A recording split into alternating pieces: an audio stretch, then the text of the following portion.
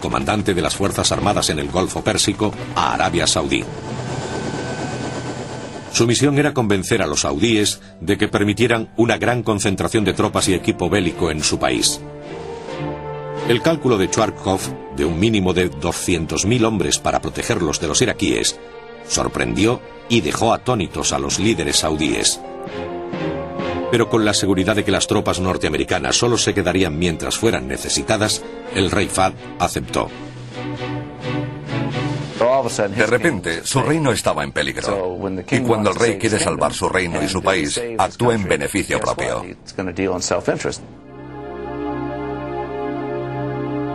Con la notable excepción de Jordania, los otros estados árabes se unieron para apoyar a la coalición, pero con dos condiciones significativas. La primera, que Israel no pudiera pertenecer a la coalición, y la segunda, que Saddam Hussein no fuera depuesto o asesinado. Los líderes árabes dejaron claro desde el primer momento que esto no sería negociable, y nosotros aceptamos. Obtenido el apoyo de la comunidad internacional, el presidente de Estados Unidos, George Bush, se centró en el problema de conseguirlo de su país. Saddam fue presentado por la administración como un déspota psicopático que torturaba y asesinaba a sus víctimas. Fue acusado de desarrollar armas químicas, biológicas e incluso nucleares, y de no tener reparos en utilizarlas. En enero de 1991, no mucho tiempo después de la reunión de James Baker con Tariq Aziz en Ginebra, el Senado de Estados Unidos aprobó por 5 votos autorizar al presidente a entrar en guerra. De ese modo comenzó el mayor despliegue militar estadounidense desde Vietnam. Más de 250.000 de hombres se puso en camino hacia el desierto saudí. Luchar por una causa ajena se había borrado hacía tiempo de su propia experiencia. Era lo que podría llamarse un ejército en paro. En gran parte la amenaza rusa había desaparecido y teníamos este enorme ejército. ¿Qué hacer con él? Además, no había comenzado la reducción de efectivos. Así que Saddam Hussein escogió el peor momento para entrar en guerra, porque teníamos un enorme ejército para lanzarlo contra él. George Bush había montado la coalición internacional con maestría, y se necesitaba un hombre con las mismas habilidades diplomáticas para mandar a las fuerzas de la coalición en el Golfo. El general de 4 estrellas Norman Chwarkov era el jefe del mando central de las Fuerzas Armadas Norteamericanas, o CENTCOM.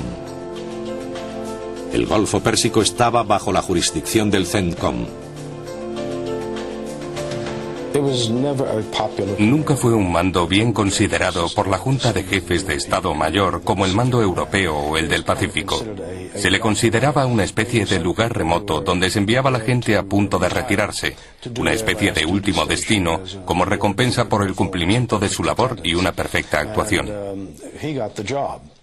Recibió la orden de trasladarse allí, y su equipo, formado casi por completo por gente a punto de retirarse, se preparaba para volver a la vida civil. De repente se encuentra en medio de esta baraúnda con un equipo que es cualquier cosa menos un Estado Mayor de combate.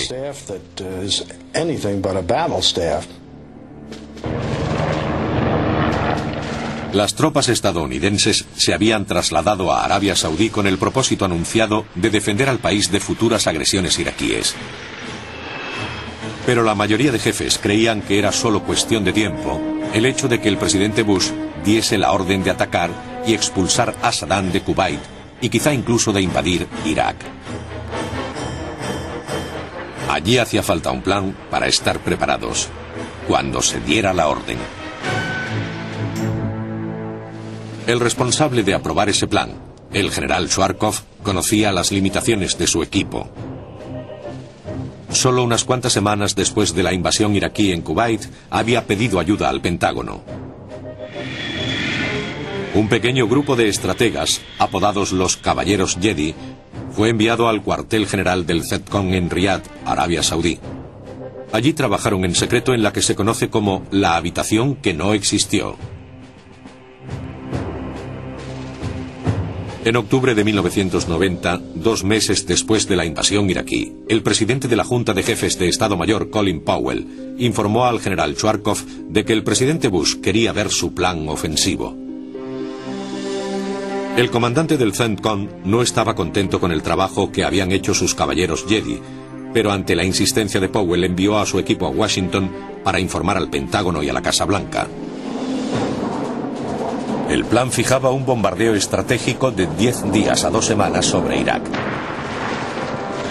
Si eso no doblegaba al régimen de Saddam, lo siguiente sería un bombardeo táctico de 7 a 10 días contra las tropas iraquíes en Kuwait.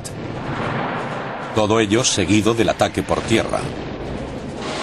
Los jefes del Pentágono no criticaron el plan de ataque aéreo, pero la firma de Schwarzkopf en la ofensiva terrestre era otra historia.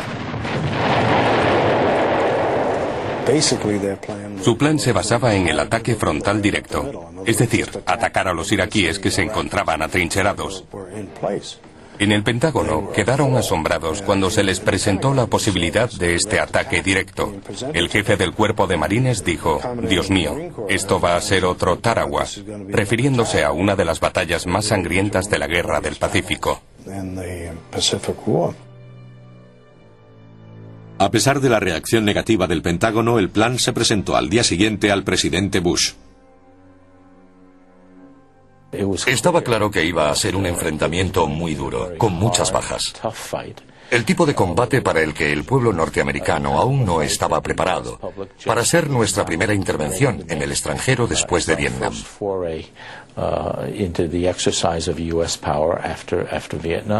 El presidente, el general Scowcroft y yo empezamos a mirarnos unos a otros. Francamente, estábamos estupefactos.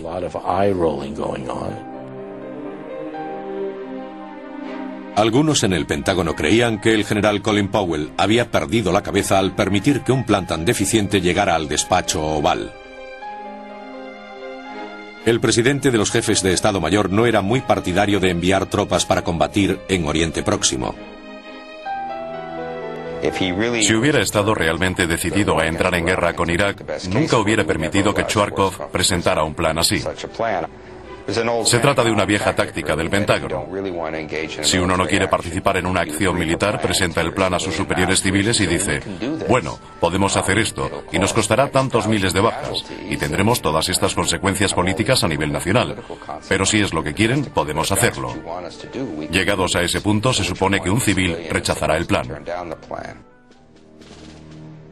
El presidente Bush desestimó el plan, pero su consejero de seguridad ordenó que se diseñara uno nuevo, uno que garantizara una menor pérdida de vidas estadounidenses.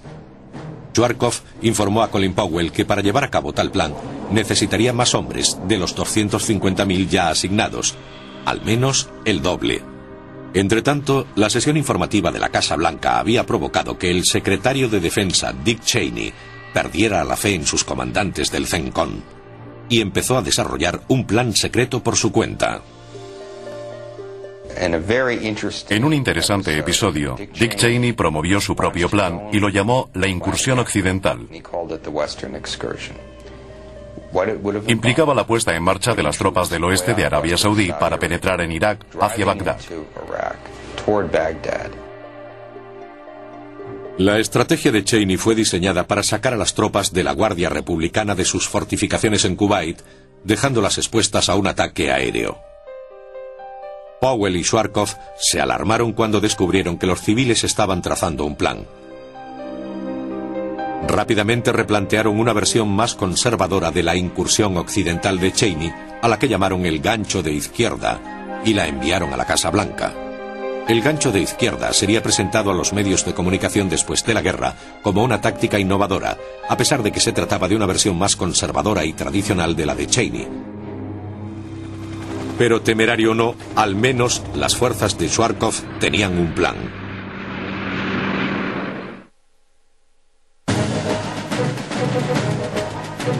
Tormenta del Desierto comenzó con un engaño.